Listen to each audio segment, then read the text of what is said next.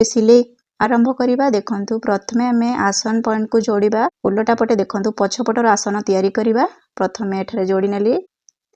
एबे जो आमर पछपट आसन रहला देखंतु आमे एठारे दुईटा कुंच दबा। एई भली भाबरे कुंचर मुह रहइबो।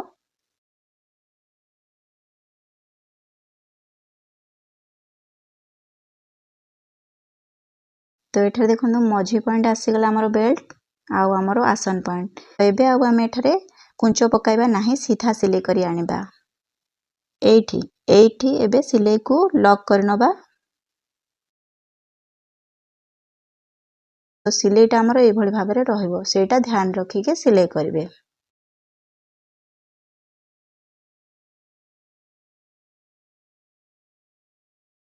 एबे देखंतु कोड सिलाई पकेबा। मार्जिन को एई भली भाबरे रखिबा। जो बेल्ट रहला बेल्ट साइड रे आमे सिलाई पके। एबे आमे सामना पटर आसन जो रहला ताकू जोड़िबा। एई पर्यंत सिलाई आनली 1.5 इंच। ता परठू एठारे जो 1 इंच मेठारे मार्किंग करिछि।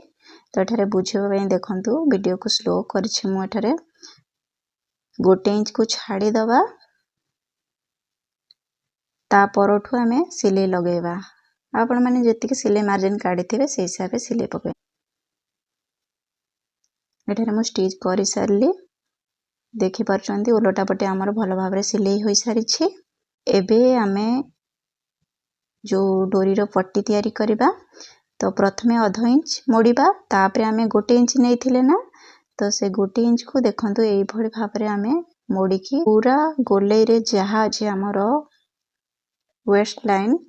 तो पट्टी को आमे 1/2 इंच मोड़ी की पूरा सिलाई करनबा।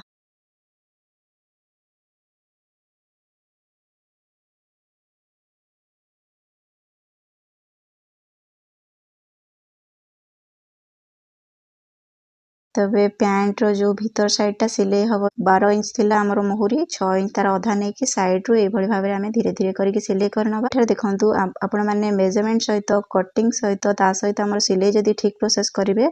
तो देखंतु एठारे पैंट रो गोड़ छोट बड़ होई नै, समान आकार एठारे स्टिच हमर होई के आसिला। तो आपण माने सेगुडा को जदी ध्यान देबे सिलाईटा परफेक्ट आसीबो।